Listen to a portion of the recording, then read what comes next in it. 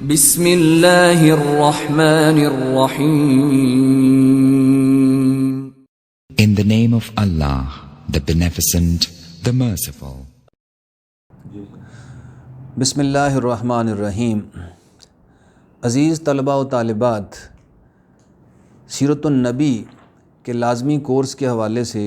Video lectures میں آج ہمارا موضوع ہے مدینہ میں حضور صلی اللہ علیہ وسلم کے ابتدائی اقدامات، جس میں مسجد نبوی کی تعمیر ہے، مواخات ہے اور میثاق مدینہ ہے. ان چیزوں پر ہم آج گفتگو کریں گے. ہجرت مدینہ کے حوالے سے لیکچر میں آپ نے پڑھا اور یہ سمجھنے کی کوشش کی کہ کس طرح ہجرت مدینہ مسلمانوں کے لیے فائدہ مند ہوئی اور اسلام جو ہے وہ سرعت سے پھیلنا شروع ہوا. اور ہم نے دیکھا کہ ہجرت مدینہ گویا یہ اسلامی تاریخ کا ایک انتہائی اہم اور بنیادی واقعہ ہے. اس کے بعد جب ہم مدینہ کی تاریخ پر نظر ڈالتے ہیں، یعنی مدنی زندگی پر، حضور صلی اللہ علیہ وسلم کے مدنی زندگی کے اقدامات پر ہجرت کے بعد، تو جو چیزیں ہمیں سب سے نمایاں نظر آتی ہیں ابتدائی طور پر، اس کے بعد تو اور بھی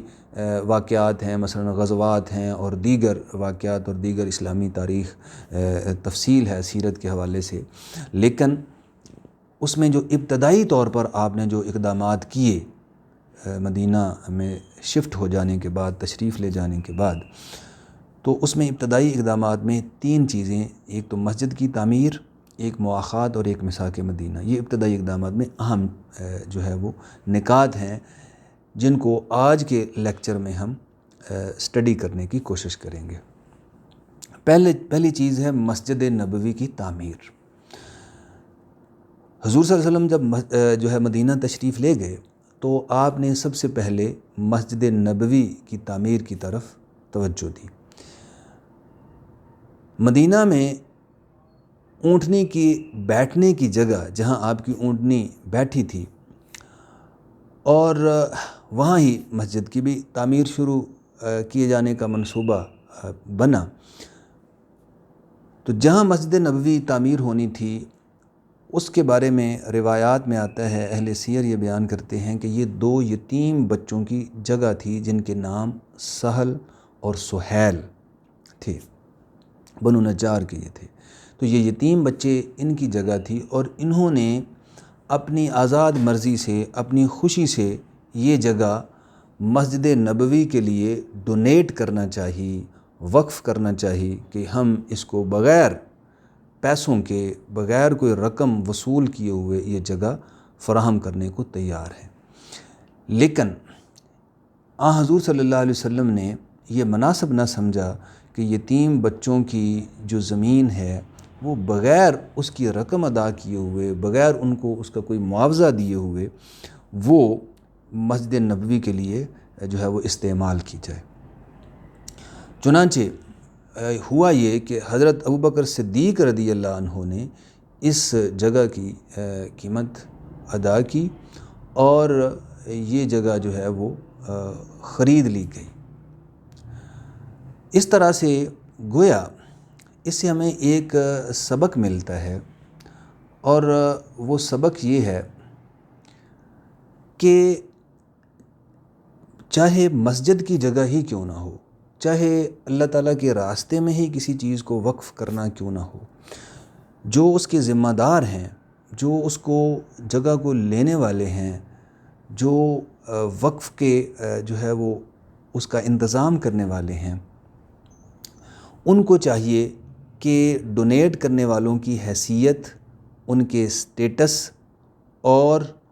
ان کے مرتبے اور ان کی صورتحال، ان کی سچویشن کو سمجھیں. بعض اوقات آدمی اپنی خوشی سے اور جوش و جذبے سے ایک چیز جو ہے وہ اللہ کی راہ میں دے رہا ہوتا ہے، لیکن اب لینے والے کو چاہیے کہ اس کی صورتحال کو سمجھے. یہ خاص طور پر ہمارے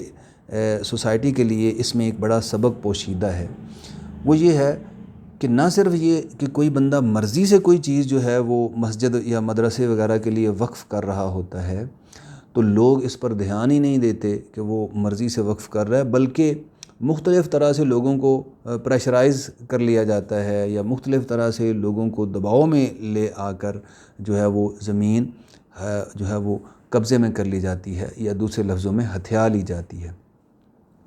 حالانکہ وہ بندہ بھی دینا نہیں چاہ رہا ہوتا، لیکن وہ دباؤ میں آ کر بیچارہ مجبور ہو جاتا ہے، اور بعض اوقات کوئی آدمی جو ہے وہ اپنی مرضی سے بھی دینا چاہ رہا ہوتا ہے۔ لیکن اس میں جو سبق سیرت سے ہمیں ملتا ہے وہ یہ ہے کہ اس کی سچویشن کو دیکھیں۔ یہ نہیں ہے کہ اگر کوئی بندہ وقف کرنا چاہ رہا ہے تو اس کے پیچھے ہی کچھ نہیں ہے، وہ غریب ہے، وہ یتیم ہے، مسکین ہے، یا یہ بھی دیکھنا چاہیے کہ آئندہ بھی یہ زندگی گزارنے کے لیے اس کے پاس وسائل بھی ہیں یا نہیں ہیں۔ تو ہم اکثر یہ دیکھتے ہیں، ہماری سوسائٹی میں ایسا دیکھنے میں آتا ہے کہ لوگ اس پر توجہ ہی نہیں دیتے۔ اور دوسری اہم چیز یہ ہے کہ یتیم اگر کسی جگہ کو جو یتیم لوگ وقف کر رہے ہیں، تو پھر اور زیادہ سیرت کا سبق یہ ہے کہ توجہ دینے کی ضرورت ہے کہ بھئی ان کی کفالت کیسے ہوگی، ان کی زندگی کیسے گزرے گی، ان کے پاس کوئی روپیہ پیسہ ہے یا نہیں جو آگے زندگی گزارنے کے لیے ضروری ہے۔ تو اس طرح کے ماحول میں جہاں مسلمانوں کو ضرورت بھی تھی، ذرا غور کریں اس معاملے پر کہ جہاں مسلمانوں کو سخت ضرورت ہے اور مسلمان مکہ سے ہجرت کر کے مدینہ گئے ہیں، اور وہاں ان کے پاس وسائل بھی نہیں ہیں، ان کو طرح طرح کی جو ہے وہ مکے میں مشکلات کا سامنا رہا ہے، اور ساری جائیدادیں اور اپنا جو روپیہ پیسہ ہے وہ بھی وہاں چھوڑ کر چلے گئے ہیں، وہاں کچھ نہیں ہے۔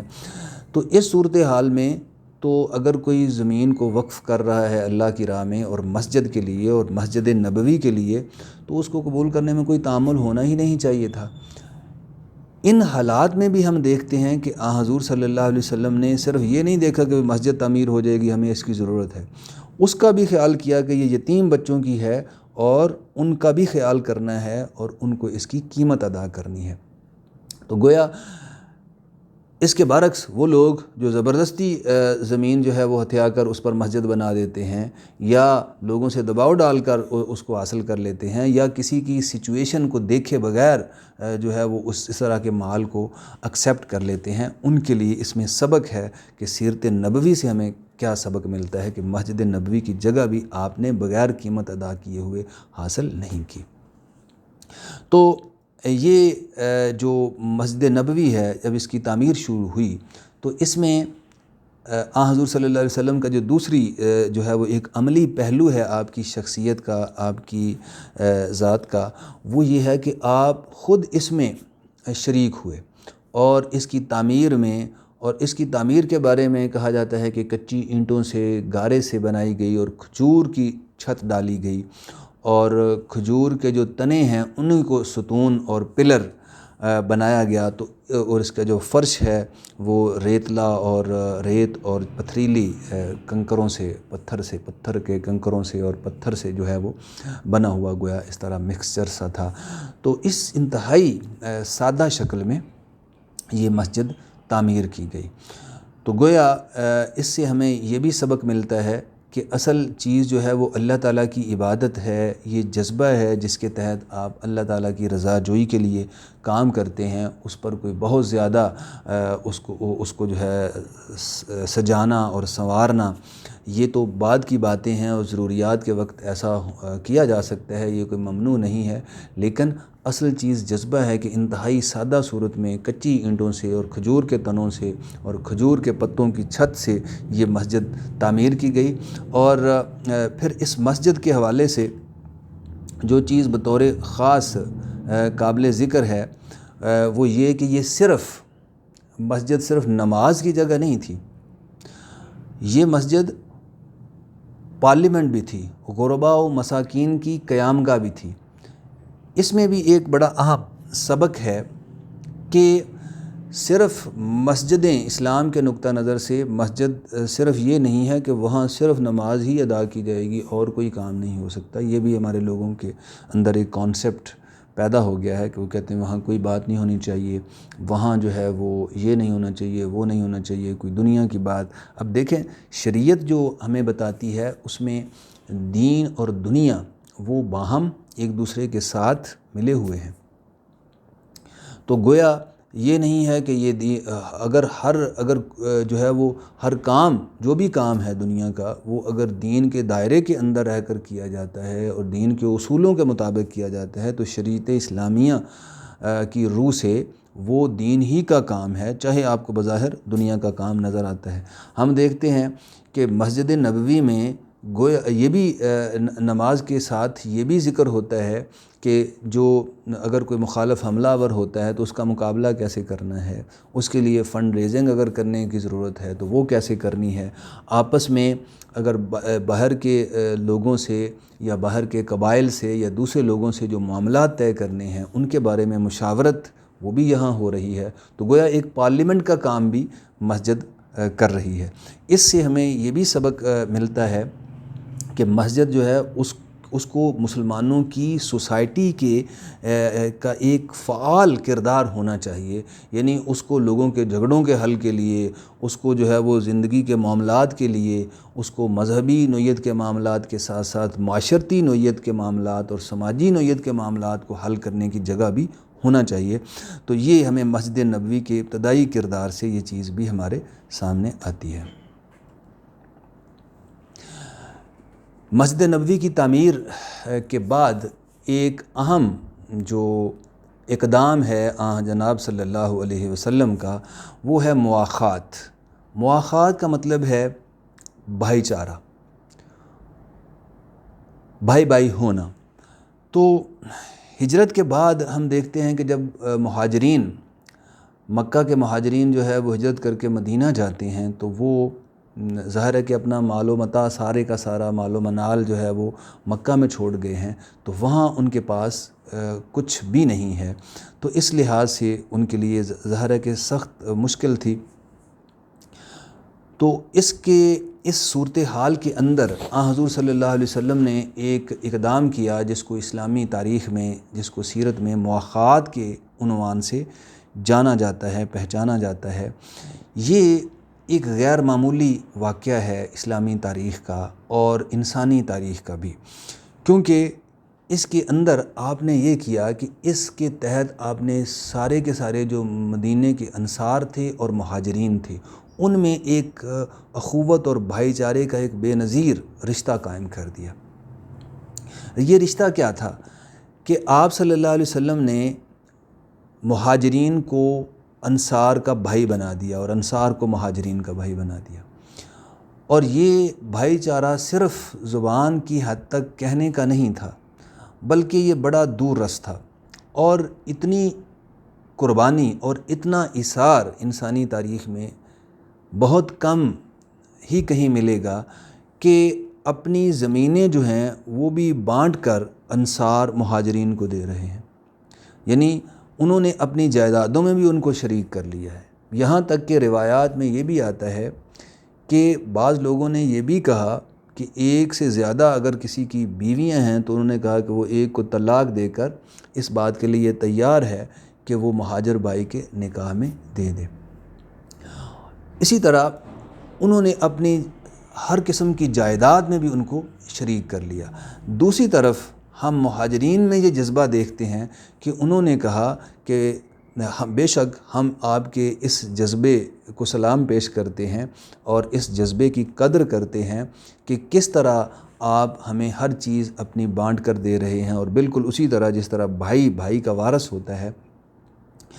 لیکن ہم آپ پر بوجھ نہیں بنیں گے۔ یعنی انہوں نے جس جو ہے وہ ایثار کا انصار نے مظاہرہ کیا تھا اسی طرح کا جواب، یعنی ایثار والا اور محبت والا اور اپنے بھائیوں کے شکریہ والا انہوں نے اختیار کیا مہاجرین نے۔ انہوں نے کہا کہ آپ ہمیں بازار کا رستہ بتا دیں، آپ ہماری اس معاملے میں، تجارت میں، کاروبار میں مدد فرمائیں، ہم انشاءاللہ اپنے پاؤں پر کھڑے ہو جائیں گے۔ یعنی گویا وہ ڈیپینڈنٹ نہیں بنے کہ چونکہ آپ ہمیں چیزیں دے رہے ہیں، آپ ہمیں جائیداد میں حصہ دار بنا رہے ہیں، آپ اپنے مال و منال جو ہے اس میں ہمیں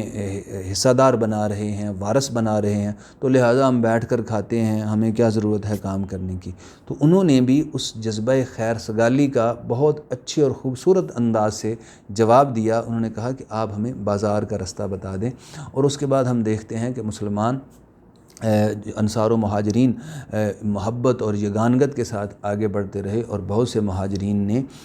کاروبار شروع کر کے بڑے اچھا جو ہے ان کے کاروبار میں اللہ تعالیٰ نے برکت عطا فرمائی، اور انہوں نے بڑا اچھا جو ہے وہ اپنی زندگی کو مینج کر لیا۔ یہ جو مواخات ہے، اس کے فوائد اور ثمرات پر اگر ہم گفتگو کریں تو بہت ہی دور رس اس کے اثرات ہیں۔ اس میں پہلا پوائنٹ میں نے لکھا ہے، تعلیم اخوت کا عملی مظاہرہ، یعنی یہ جو بھائی چارہ حضور صلی اللہ علیہ وسلم نے قائم کیا تھا کہ انصاری کو مہاجر کا بھائی بنا دیا، اور بھائی اس طرح کہ کہا جاتا ہے کہ روایات میں آتا ہے کہ جب ابتدا میں ایسا بھی رہا ایک عرصے تک کہ جب کوئی انصاری فوت ہو جاتا تو مہاجر اس کی وراثت میں بھی حصہ اس کا ہوتا تھا، تو یہاں تک یعنی اتنا یہ گہرا رشتہ تھا۔ جب اس کے بعد جو ہے ایک یہودیوں کے ایک قبیلے کو جو مضافات مدینہ میں رہتا تھا، جب اس کو غداری کے نتیجے میں اس کو مدینہ سے جو ہے وہ مدینہ بدر کیا گیا، مدینہ سے نکالا گیا، تو اس کی زمینیں جب مسلمانوں کے قبضے میں آئیں تو حضور صلی اللہ علیہ وسلم نے وہ مہاجرین میں تقسیم کرنا چاہیں، تو ان سے گفتگو ہوئی انصار سے کہ وہ جو زمینیں آپ نے مہاجرین کو اس مواخات کے تحت دی ہوئی تھیں ان کی مدد کے لیے، ان کی فیور کے لیے، تو یہ زمینیں آپ کو دے دی جاتی ہیں، اور جو یہودیوں کی زمینیں حاصل ہوئی ہیں وہ مہاجرین کو دے دیتے ہیں۔ تو پھر آپ دیکھیں کہ وہاں غیر معمولی ایثار کا مظاہرہ انصار کی طرف سے ہوتا ہے کہ انہوں نے کہا کہ حضور آپ ہماری زمینیں بھی ان کے پاس رہنے دیں، اور یہودیوں کی جو زمینیں حاصل ہوئی ہیں وہ بھی ان کو دے دیں۔ تو اس سے ہمیں یہ چیز سمجھ آتی ہے کہ کس طرح انہوں نے محبت کا اور ایثار کا مظاہرہ کیا، اور کس قدر یہ گہرا رشتہ تھا مواخات کا۔ اس کے اہم پوائنٹس میں نے کچھ لکھے ہیں، ان کو ون بائی ون ہم ڈسکس کرتے ہیں۔ یہ بڑی اہم جو ہے وہ تعلیمات بھی ہیں اس میں کچھ، اور کچھ اسباق بھی ہیں، اور اس کی اہمیت اور فوائد بھی ہیں کہ کیا کیا فائدہ ہوا اس رشتہ مواخات کا جو حضور صلی اللہ علیہ وسلم نے مدینے میں انصار اور مہاجرین کے درمیان قائم فرمایا۔ پہلا پوائنٹ ہے تعلیم اخوت کا عملی مظاہرہ، یعنی اس رشتہ مواخات کے نتیجے میں اسلام کی ایک جو تعلیم ہے اس کا عملی ظہور ہوا۔ اسلام کیا تعلیم دیتا ہے؟ اسلام یہ کہتا ہے کہ سارے کے سارے جو مسلمان ہیں وہ آپس میں بھائی بھائی ہیں۔ قرآن پاک میں فرمایا گیا ہے کہ انما المؤمنون اخوۃ، مومن آپس میں بھائی بھائی، یعنی جس طرح بھائیوں میں یگانگت ہوتی ہے، محبت ہوتی ہے، آپس میں تعلق خاطر ہوتا ہے، اسی طرح مومنین میں ہے، تو مومنین بھی آپس میں بھائی بھائی ہیں۔ اس کے حوالے سے بہت ساری احادیث میں بھی ہمیں ذکر ملتا ہے کہ حضور صلی اللہ علیہ وسلم نے فرمایا المؤمن، مثلا ایک حدیث میں ہے، بخاری کی حدیث ہے کہ المؤمن للمؤمن کالبنیان یشد بعضہ بعضا، کہ مومن مومن کے لیے ایسے ہی ہے جیسے ایک عمارت ہوتی ہے، اور جیسے ایک دیوار جو ہے اس کی اینٹیں ایک دوسرے کے ساتھ بالکل پیوست ہوتی ہیں، جڑی ہوئی ہوتی ہیں، ایسے ہی مومن ہوتے ہیں کہ ان میں جس طرح اینٹیں اور دیواریں اور عمارت کا ایک جز دوسرے کو مضبوط کرتا ہے، طاقت بخشتا ہے، تقویت اس کے اندر پیدا کرتا ہے، بالکل اسی طرح ایک مومن دوسرے مومن کا بھائی ہوتا ہے، اور وہ بھائی جو ہے وہ ایک دوسرے کی مدد کرتا ہے اور اس کے لیے تقویت کا باعث ہوتا ہے۔ اسی طرح اور بھی مختلف احادیث ہیں، جس میں مثلاً ایک حدیث ہے جو میں نے یہاں درج بھی کی ہے کہ مثل المؤمنین فی توادہم و تراحمہم و تعاطفہم مثل الجسد، کہ مسلمانوں کی آپس میں محبت کرنے میں، رحم کرنے میں، اور ایک دوسرے سے شفقت و محبت کا سلوک کرنے میں ایسے ہی ہے، مثال ہے جیسے ایک جسم کی ہوتی ہے۔ اذا اشتکا منہ عضو، جب ان میں سے کوئی عضو جو ہے وہ کسی تنگی تکلیف میں، ایذا میں مبتلا ہوتا ہے، تداعی لہ سائر الجسد بالسہر والحمى، تو سارے کا سارا جو جسم ہے وہ تکلیف میں مبتلا ہو جاتا ہے۔ تو گویا جس طرح اعضاء کا آپس میں رشتہ ہوتا ہے، جس طرح ایک عضو اگر ایک انگلی کو تکلیف ہوتی ہے تو دوسری انگلی، نہ صرف دوسری انگلی بلکہ پورے کا پورا جسم اس تکلیف کو محسوس کرتا ہے۔ تو اسی طرح مسلمانوں کا رشتہ ہوتا ہے، اور اگر مسلمانوں کا اس طرح کا رشتہ نہیں ہے تو وہ رشتہ ہونا چاہیے، یہ دین کا مطالبہ ہے۔ اخوت اس کو کہتے ہیں، چبھے کانٹا جو کابل میں تو ہندوستان کا ہر پیر و جواں بے تاب ہو جائے۔ یہ آپ نے پڑھ رکھا ہے شعر۔ تو مطلب یہ ہے کہ ایک جگہ اگر کوئی مسلمان تکلیف میں ہوتا ہے تو دوسرا اس کی تکلیف کو محسوس کرتا ہے۔ اس طرح سے یعنی مواخات نے یہ جو اخوت کی تعلیم ہے اسلام کی، جس کا تکرار کے ساتھ ہم ذکر پڑھتے ہیں قرآن پاک میں بھی، احادیث نبویہ میں بھی، اس کا عملی مظاہرہ ہوا کہ یہ صرف باتیں نہیں ہیں۔ اس سے یہ چیز بھی ظاہر ہوتی ہے کہ حضور صلی اللہ علیہ وسلم نے جو کچھ تعلیمات پیش فرمائی تھیں، جو کچھ مشن پیش فرمایا تھا، جو کوئی میسج دنیا کو دیا تھا، وہ صرف تھریٹیکل نہیں تھا، یعنی صرف جو ہے وہ نظری نہیں تھا، بلکہ پریکٹیکل عملی آپ نے اس کو عمل اس پر کر کے دکھایا۔ تو اس میں ایک یہ جو ہے اخوت کا مظاہرہ کہ بھئی یہ قرآن صرف کہہ رہا ہے کہ تم آپس میں بھائی بھائی ہو، اور مسلمانوں کی مثال ایک جسم کی مانند ہے۔ ایک عضو اگر تکلیف محسوس کرتا ہے تو سارا جسم تکلیف میں مبتلا ہو جاتا ہے۔ یہ صرف بیان نہیں ہے، یہ صرف منہ کی زبان کی باتیں نہیں ہیں، بلکہ عملاً ایسا کرنا ہے، اور آپ نے عملاً ایسا اس طرح سے کیا کہ جس کی نظیر ہمیں کہیں اور نہیں ملی۔ اس کے بعد دوسرا پوائنٹ میں نے جو اس سلسلے میں نوٹ کیا ہے وہ ہے تعلیم مساوات کا عملی مظاہرہ، یعنی اخوت کے ساتھ ساتھ مساوات کا بھی یہ عملی مظاہرہ تھا۔ اس کی وجہ یہ تھی کہ آپ دیکھتے ہیں کہ یہاں کوئی بڑا اور چھوٹا نہیں ہے، یعنی یہاں یہ نہیں ہے کہ یہ تو چھوٹے خاندان سے ہے، یہ تو غریب خاندان سے ہے، یہ تو فلاں آدمی ہے اور یہ فلاں ہے، یعنی کوئی بڑا چھوٹا نہیں ہے، سارے لوگوں کو ایکول ٹریٹ کیا جا رہا ہے۔ مہاجرین جیسے ہیں، جس طرح کے ہیں، ان کو سب لوگوں کو ایکول رکھا جا رہا ہے۔ اسی طرح انصار کے ساتھ بھی ایکول جو ہے وہ سلوک ہے۔ تو گویا دونوں بالکل برابری کی بنیاد پر جو ہے وہ انصار اور مہاجرین کے درمیان سلوک ہو رہا ہے۔ تو یہ بھی گویا قرآن پاک کی ایک اور تعلیم، یعنی جس طرح اخوت کی تعلیم ہے، اسی طرح ایک یہ تعلیم ہے کہ انہوں نے آپس میں مساوات کا مظاہرہ کیا کہ سارے ایک دوسرے کے برابر ہیں، اور اس کا درس ہمیں بہت ساری آیات میں بھی ملتا ہے مساوات کا، اور احادیث میں بھی ملتا ہے۔ مثلاً ایک آیت میں یہاں میں نے درج کی ہے، سورہ نساء کی ابتدائی آیت ہے کہ یا بسم اللہ الرحمن الرحیم یا ایھا الناس اتقوا ربکم الذی خلقکم من نفس واحدہ وخلق منها زوجها وبث منہما رجالا کثیرا ونساء، کہ اے لوگو اس اللہ سے ڈرو جس نے تم کو ایک نفس سے پیدا کیا، یعنی واحد نفس سے پیدا کیا، وخلق منها زوجها، اور اسی سے اس کا زوج بنایا،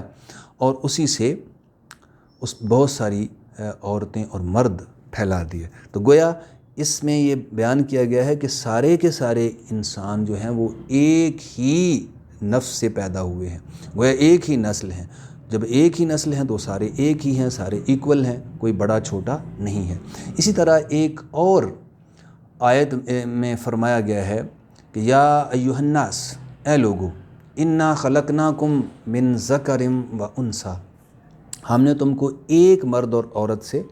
پیدا کیا ہے، وجعلناکم شعوبا و قبائل، اور تمہارے شعوب و قبائل بنائے ہیں، یعنی مختلف ٹرائبز ہیں، مختلف کلین ہیں جو تم دیکھتے ہو، کوئی کسی قبیلے سے تعلق رکھتا ہے، کوئی کسی قبیلے سے تعلق رکھتا ہے، لیکن یہ قبائل کس لیے بنائے ہیں؟ لتعارفوا، تاکہ تم باہم ایک دوسرے سے تعارف حاصل کرو۔ ان اکرمکم عند اللہ اتقاکم، اور تم میں اللہ کے نزدیک سب سے بڑا، سب سے قابل عزت، سب سے محترم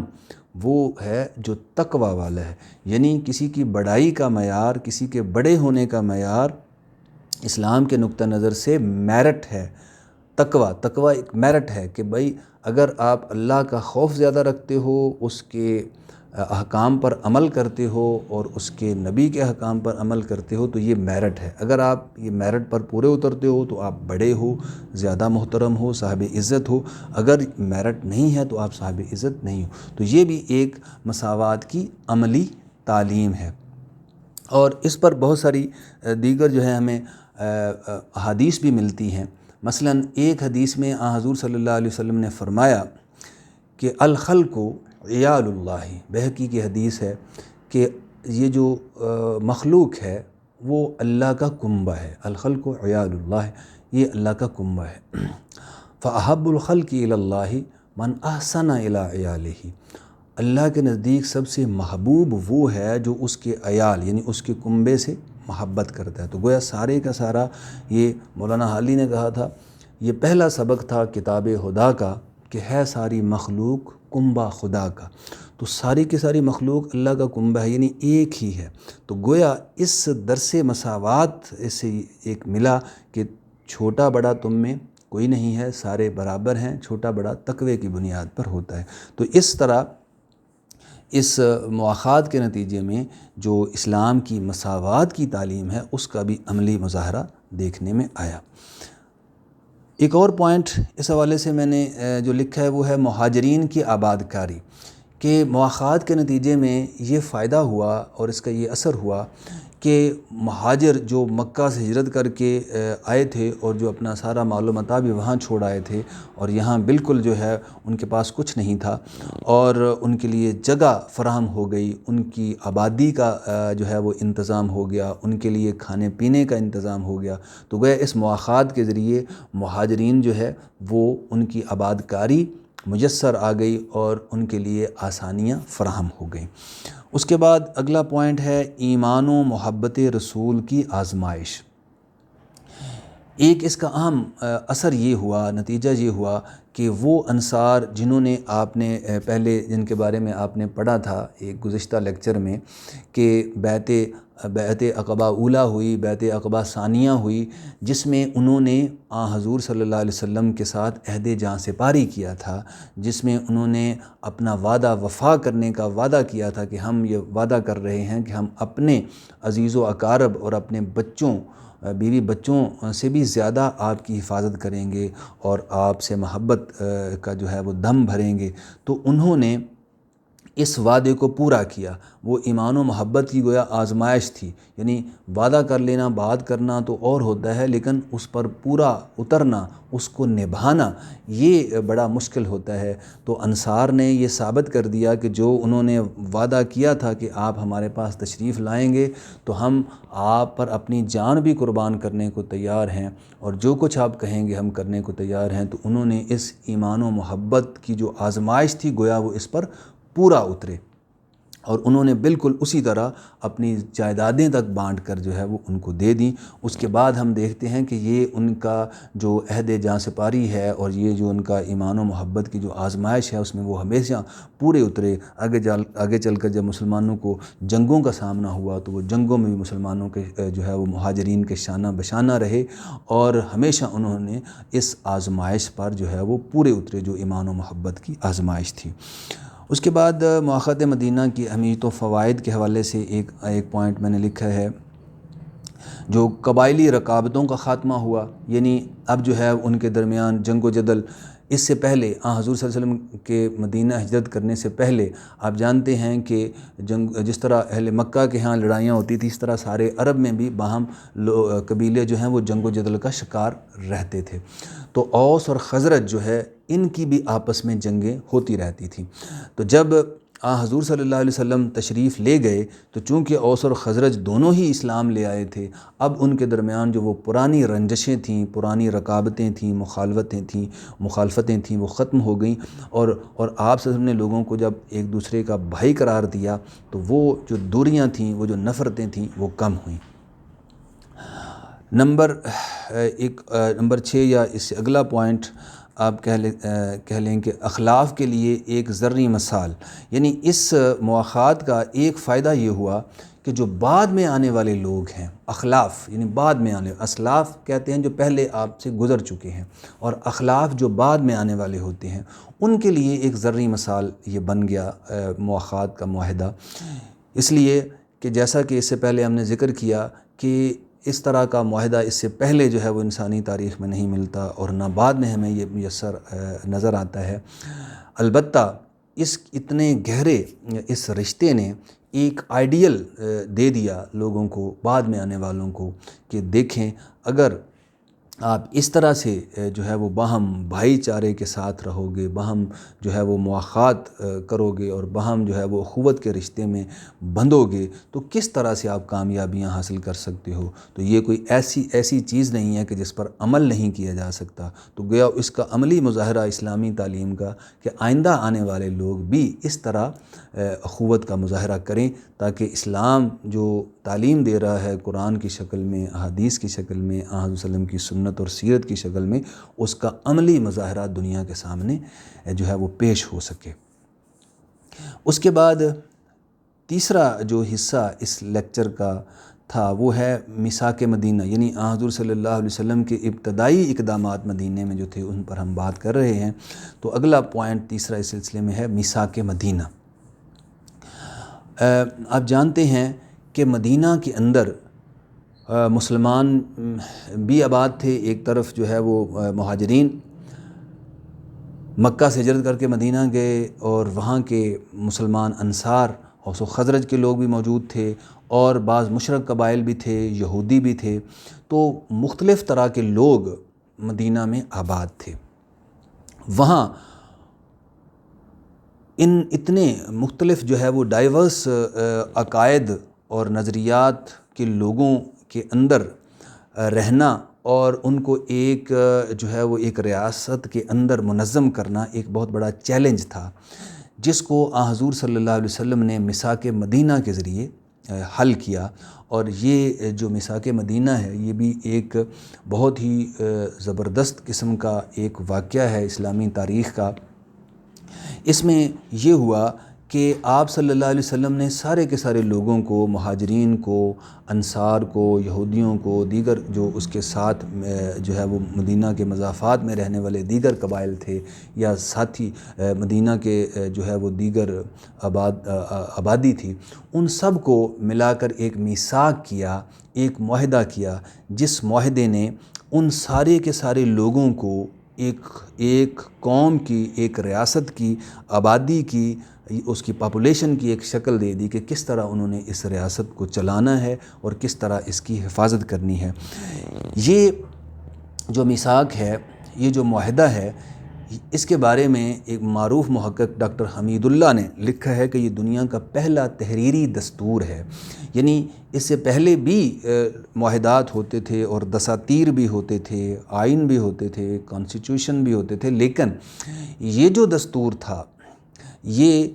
اس کو باقاعدہ جو ہے وہ تحریری شکل دی گئی اور اس میں مختلف طرح کے لوگوں کے حقوق کو بھی انشور کیا گیا اور ایک ریاست کو ایک خوبصورتی سے چلانے کے لیے بڑے اہم جو ہیں اصول وضع کیے گئے۔ تو ان اصولوں پر ایک نظر ڈال لینا ضروری معلوم ہوتا ہے۔ اس کی دفعات پر ہم مختصر بات کرتے ہیں۔ اس کی پہلی دفعہ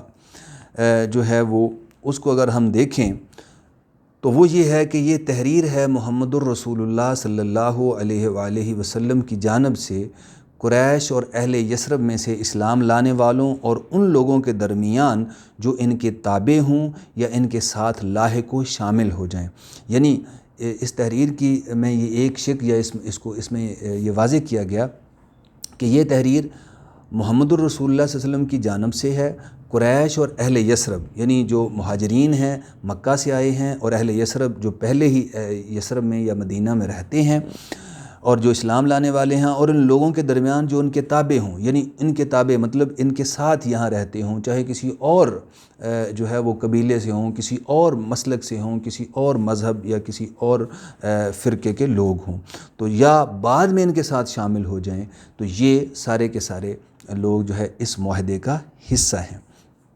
پھر اس کی دوسری شق جو ہے وہ معاہدے میں شامل سب لوگ ایک امت تصور ہوں گے، یعنی ایک اہم بات یہ تھی کہ یہ سارے کے سارے لوگ ایک امت ہوں گے۔ اس سے ایک بڑا اہم اصول ہمیں ملتا ہے کہ اسلام بقائے باہمی پر ایمان رکھتا ہے۔ آن حضرت صلی اللہ علیہ وسلم کی سیرت سے، گویا مساک مدینہ کی اس شک سے ہمیں یہ سبق ملتا ہے کہ اسلام کے نقطہ نظر سے یہ نہیں ہے کہ آپ صرف مسلمان ہی ایک اسلامی ریاست میں رہ سکتے ہیں، یا مسلمانوں کی کمیونٹی کے اندر کوئی غیر مسلم نہیں رہ سکتا یا اس کے ساتھ کوئی برا سلوک کیا جائے گا، بلکہ ایسا ہو سکتا ہے کہ ایک کمیونٹی کے اندر مسلمان بھی ہوں اور غیر مسلم بھی ہوں، یہودی بھی ہو سکتے ہیں، عیسائی بھی ہو سکتے ہیں، کسی اور مذہب کے ماننے والے بھی ہو سکتے ہیں۔ تو گویا آج جس طرح پلورلزم کا ایک دعویٰ کیا جاتا ہے اور لوگ کہتے ہیں کہ آج جو ہے وہ پلورلزم کی ضرورت ہے، تکثیریت کی ضرورت ہے، لوگ مختلف مذاہب پر ایمان رکھتے ہیں اور مختلف مذاہب کے جو افکار ہیں، اقدار ہیں، عقائد ہیں، ان کا احترام کیا جانا چاہیے، تو یہ گویا آج کے زمانے کی ایک بڑی قدر کے طور پر اس چیز کو پیش کیا جاتا ہے۔ تو اگر ہم دیکھیں شریعت اسلامیہ کو اور آن حضور صلی اللہ علیہ وسلم کی سیرت کو، تو ہمیں نظر آتا ہے کہ یہ بات پہل ہمیں آن حضور صلی اللہ علیہ وسلم کی سیرت میں بڑے واضح طور پر نظر آتی ہے۔ تو گویا اس معاہدے کی ایک اہم شک یہ تھی کہ معاہدے میں شامل سب لوگ ایک امت تصور ہوں گے۔ اب امت جو ہے معاہدہ چونکہ مختلف لوگوں کے درمیان، جس میں یہودی اور غیر مسلم بھی شامل ہیں، تو گویا وہ بھی امت کا حصہ ہیں، وہ اس طرح سے امت اور قوم کا حصہ ہیں۔ تو اس طرح گویا ایک مسلم ملک میں رہنے والے غیر مسلم بھی وہی قوم اور وہی امت ہیں جس طرح کے دیگر لوگ ہیں۔ تو گویا غیر مسلموں اور مسلمانوں میں اس لحاظ سے فرق نہیں ہے ایک اسٹیٹ میں رہتے ہوئے کہ ان سب کے حقوق برابر ہیں۔ اس کے بعد ایک اہم پوائنٹ اس کا ہے کہ خون بہا کی سابقہ روایات برقرار رہیں گی، یعنی جو اس سے پہلے، اس معاہدے سے پہلے اور مسلمانوں کے ہجرت کرنے سے پہلے، آن حضور صلی اللہ علیہ وسلم کے مدینہ تشریف لانے سے پہلے جو خون بہا، یعنی اگر کسی کوئی قتل ہو جاتا ہے تو اس کا خون بہا ادا کیا جاتا تھا، معاوضہ ادا کیا جاتا تھا، تو جو روایات اس سے پہلے ہیں وہ برقرار رہیں گی۔ اس شک سے ہمیں یہ بھی سبق ملتا ہے کہ اگر کوئی ایسی روایات کسی سوسائٹی میں پائی جاتی ہوں جو اسلام سے متصادم نہ ہوں، تو اسلام کو اس سے کوئی سروکار نہیں کہ وہ ضرور ہی ان کو مٹانا یا ختم کر کے نئی چیز اس میں شامل کرنا چاہتا ہے۔ اگر کوئی ایسی چیز ہو کہ جس کو ساتھ لے کر آگے بڑھا جا سکتا ہو، تو اسلام اس کو ایکسیپٹ کر لیتا ہے۔ اس کے بعد ایک اور اہم شک ہے کہ معاہدے کے شرکاء کے باہمی تعلقات بھلائی اور خیر خواہی پر مبنی ہوں گے، یعنی معاہدے کے جتنے شریک لوگ ہیں، چاہے مہاجرین ہیں، انصار ہیں، یہودی ہیں، دیگر قبائل ہیں، وہ ایک دوسرے کی خیر خواہی کریں گے۔ اس سے بھی یہ ایک بڑی خوبصورت تعلیم سیرت کے اس جو ہے وہ واقعے سے یا اس میثاق سے جو ہمیں سیرت طیبہ میں ملتا ہے، وہ یہ ہے کہ آپس کے تعلقات خیر خواہی پر مبنی ہوں گے۔ اب یہ دیکھیں کہ اس میں چونکہ غیر مسلم بھی شامل ہیں، صرف مسلمان نہیں ہیں، غیر مسلم بھی ہیں، تو غیر مسلموں کے ساتھ بھی خیر خواہی، اس کا مطلب یہ ہے کہ آپ شریعت اسلامیہ، سیرت نبی ہمیں یہ سبق دے رہی ہے کہ غیر مسلموں کے ساتھ بھی آپ خیر خواہی کا رویہ اپنائیں گے، جو آپ کے ساتھی ہیں، آپ کے جو ہے وہ ملک میں رہتے ہیں، آپ کی کمیونٹی کا حصہ ہیں، ان کے ساتھ خیر خواہی کا رویہ، یعنی کوئی ان کے ساتھ جو ہے وہ زیادتی یا سازش یا مخالفت یا دشمنی یا نفرت، اس کی کوئی گنجائش نہیں ہے، بلکہ ان کے ساتھ بھی بھلائی کا رویہ آپ رکھیں گے۔ اس کے بعد ایک اہم پوائنٹ ہے کہ اہل ایمان فدیہ یا دیت کے معاملے میں اپنے کسی بے کس کو معروف طریقے کے مطابق عطا و نوازش سے محروم نہ رکھیں گے، یعنی فدیہ دینا ہو یا دیت جو ہے وہ ادا کرنی ہو، تو معروف طریقے سے، جو پہلے سے معروف طریقہ ہے اور جو ہے وہ اچھا طریقہ ہے اور جو لوگوں کے درمیان جو ہے وہ مسلم مانا جاتا ہے، اس کو اختیار کیا جائے گا۔ اس کے بعد اگلی شک ہے کہ معاہدے کے شرکاء کی صلح و جنگ ایک ہوگی، کوئی ایک دوسرے کو چھوڑ کر مصالحت نہیں کرے گا، یعنی جتنے لوگ اس معاہدے میں شریک ہیں وہ سارے کے سارے چونکہ ایک ہیں، ایک امت ہیں، ایک قوم ہے، تو ان کی صلح و جنگ بھی ایک ہوگی۔ یہ نہیں ہوگا کہ کوئی ایک باہر کے کسی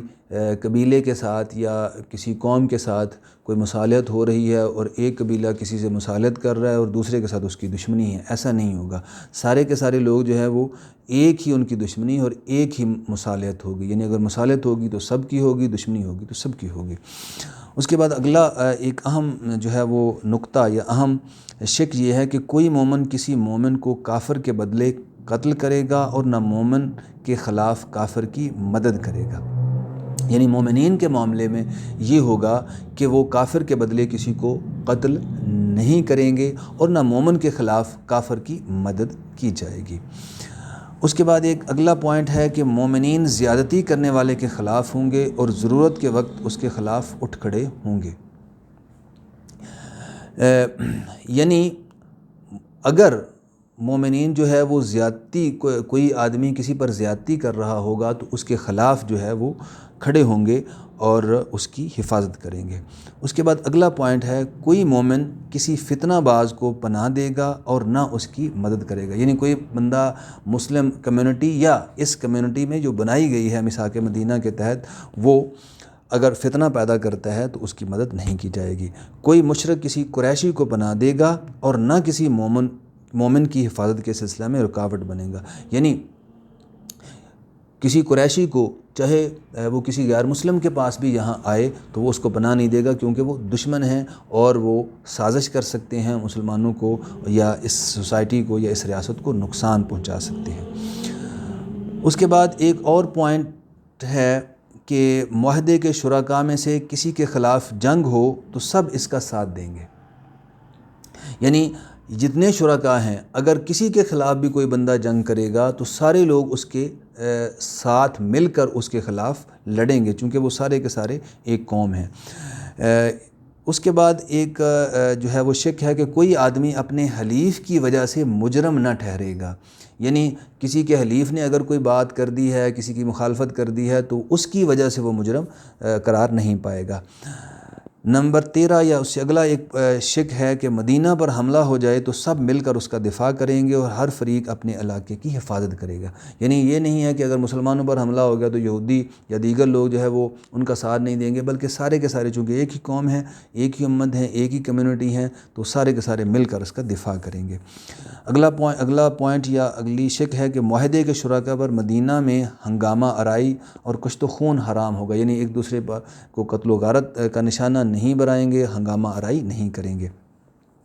اگلا پوائنٹ ہے کہ یہود اور مسلمان اپنے اپنے دین پر عمل کرنے میں آزاد ہوں گے۔ یعنی اس میں ایک بڑی خوبصورت تعلیم ہے آج کل کے تکثیری معاشرے میں بھی، جس کا ذکر کیا جاتا ہے پلورلسٹک سوسائٹیز میں، کہ مختلف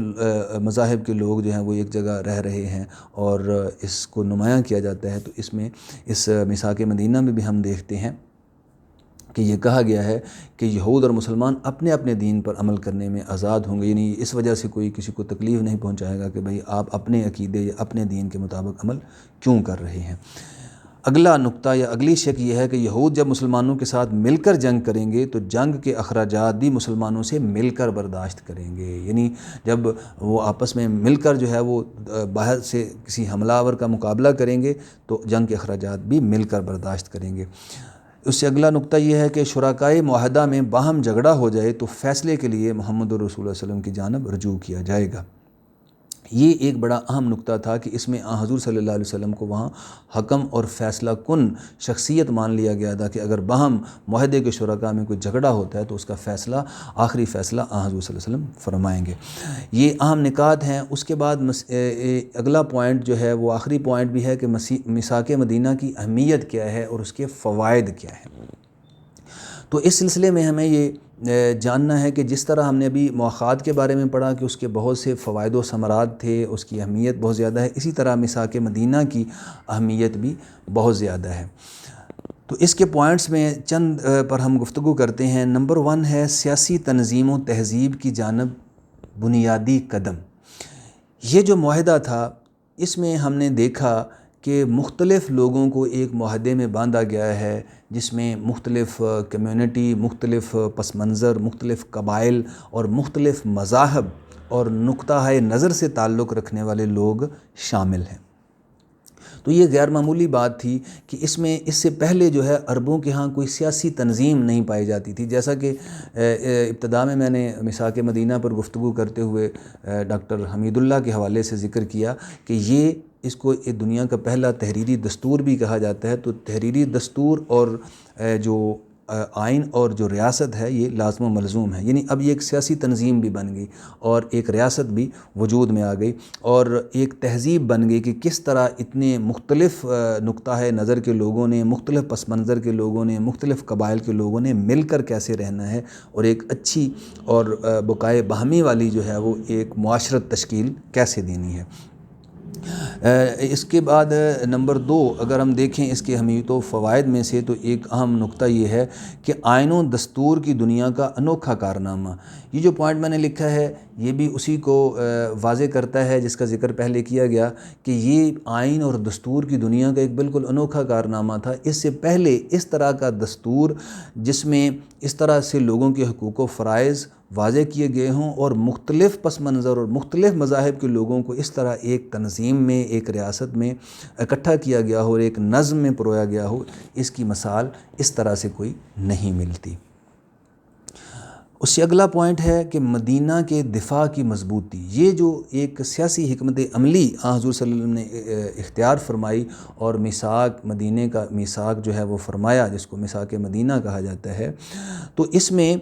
ریاست کا دفاع مضبوط ہو گیا۔ اب آپ دیکھ لیں کہ کیونکہ یہ اس میں جو ہے سارے کے سارے لوگ، مہاجرین بھی شامل ہیں، انصار بھی شامل ہیں، یہودی بھی شامل ہیں اور دیگر قبائل بھی شامل ہیں، تو گویا اب سارے لوگوں نے یہ وعدہ کر لیا، یہ معاہدہ کر لیا کہ ہم سارے کے سارے لوگ جو ہیں وہ مل کر مدینے کی حفاظت کریں گے۔ اگر اب باہر سے کوئی بندہ یا کوئی گروہ یا کوئی قوم یا کوئی قبیلہ حملہ آور ہو جاتا ہے تو سارے کے سارے لوگ مل کر اس کا دفاع کریں گے۔ اب اس کے نتیجے میں ظاہر ہے کہ مدینہ کا دفاع مضبوط ہو گیا کہ جس کے اندر جو ہے سارے کے سارے لوگ اس کے دفاع کے لیے تیار ہوں گے، اس کا دفاع لازمی طور پر مضبوط ہوگا۔ اس کے بعد اگلا پوائنٹ ہے اس کی اہمیت میں اور فوائد و ثمرات اور اثرات کے حوالے سے، اسلامی ریاست کی تخلیق۔ یہ جو میثاق ہے اس کے نتیجے میں ایک اسلامی ریاست وجود میں آ گئی۔ ابھی آپ نے جو اس کی شقیں پڑھی ہیں اس میں ایک شق آپ نے آخر میں مطالعہ کی ہے کہ اگر شرکائے معاہدہ کے درمیان کوئی لڑائی جھگڑا ہو جاتا ہے، کوئی آپس میں اختلاف ہو جاتا ہے، تو حکم کون ہوں گے؟ حضور صلی اللہ علیہ وسلم۔ یعنی حضور صلی اللہ علیہ وسلم کی ذات چونکہ حکم ہے، اس وجہ سے گویا کہ جو اس ریاست کا سربراہ ہے اور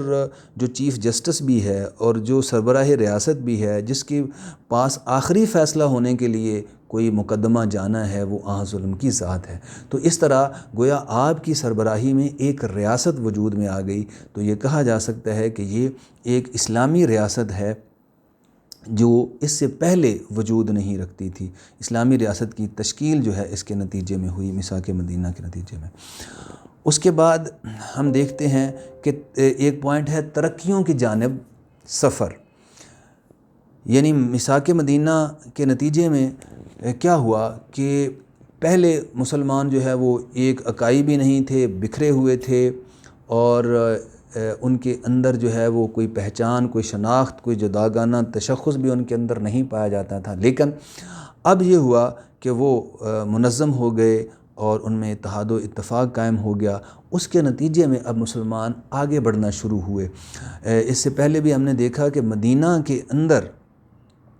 مسلمانوں کو، یعنی 13 سال مکے کے حضرت صلی اللہ علیہ وسلم کی زندگی مکی اور 10 سال مدنی میں بہت زیادہ مقابلتاً بہت زیادہ ترقی ہوئی اور بہت زیادہ اسلام پھیلا اور مسلمانوں کے حالات جو ہے وہ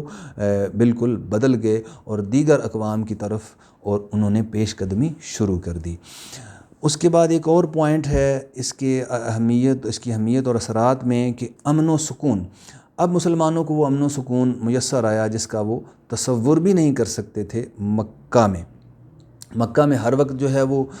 ایک جو ہے وہ پریشانی کا عالم تھا اور یہاں امن و سکون تھا، اس وجہ سے کہ ایک تو یہ اس معاہدہ کے ذریعے سارے کے سارے لوگ جو ہیں وہ ایک منظم ریاست کی شکل اختیار کر گئے، اور دوسری بات یہ تھی کہ اس کے سربراہ اور اس میں حکم کی حیثیت جو ہے وہ حضور صلی اللہ علیہ وسلم کو حاکمانہ حیثیت حاصل ہو گئی۔ اس طرح یہ ایک سٹیٹ بن گئی مسلمانوں کی جس کے اندر وہ امن و سکون سے رہ سکتے تھے۔ اس کے بعد اگلا پوائنٹ ایک اور ہے کہ مختلف العقائد لوگوں کی وحدت۔ یعنی یہ بات اس کے اثرات میں بڑی اہمیت کی حامل ہے، اور آج کے سینیریو میں، آج کل کی دنیا کے اندر، جس کا ذکر اس سے پہلے بھی میں نے کیا، کہا جاتا ہے پوری دنیا میں کہ چونکہ مختلف ممالک میں، دنیا میں اور مختلف معاشروں میں مختلف طرح کے لوگ رہتے ہیں، مختلف مذاہب کو ماننے والے، مختلف افکار اور عقائد و نظریات کو ماننے والے، جس کو آپ کہہ سکتے ہیں پلورلسٹک سوسائٹیز کہا جاتا ہے کہ یہ دنیا جو ہے وہ تکثیریت کی دنیا ہے، جس میں مختلف افکار و نظریات کے رکھنے والے لوگ ہیں۔ تو کیا اگر ہمیں جو ہے وہ بعض اوقات مسلمانوں کو اس حوالے سے پیش کیا جاتا ہے کہ وہ لوگوں کو برداشت نہیں کرتے، تو اگر مسلمانوں میں کوئی ایسی حرکت کرتا ہے تو اس کا سیرت سے کوئی تعلق نہیں، کیونکہ آن وسلم کی سیرت سے ہمیں ملتا ہے کہ مسلمان مختلف عقائد اور مختلف مذاہب رکھنے والے اور مختلف افکار و نظریات کے حامل لوگوں میں اکٹھے رہ سکتے ہیں، اور میثاق مدینہ سے ہمیں اس کی رہنمائی ملتی ہے کہ مختلف العقائد لوگوں کی وحدت بھی قائم کی جا سکتی ہے۔ یعنی یہ ضروری نہیں ہے کہ ایک ہی عقیدے کے لوگ باہم متحد ہو سکتے ہیں، بلکہ مختلف عقائد کے لوگ بھی، جیسا کہ میثاق مدینہ میں آپ نے مشرک، یہودی، مسلمان اور مہاجرین، انصار سب کو جمع کیا، مختلف عقائد اور مختلف پس منظر کے لوگ ایک وحدت قائم کر سکتے ہیں۔ ایک اور پوائنٹ جو آخری پوائنٹ کے طور پر میں ذکر کروں گا، وہ ہے مدینہ کا تقدس۔ یعنی اب مدینہ کی جو صورتحال ہے وہ بالکل مختلف ہو گئی۔ وہ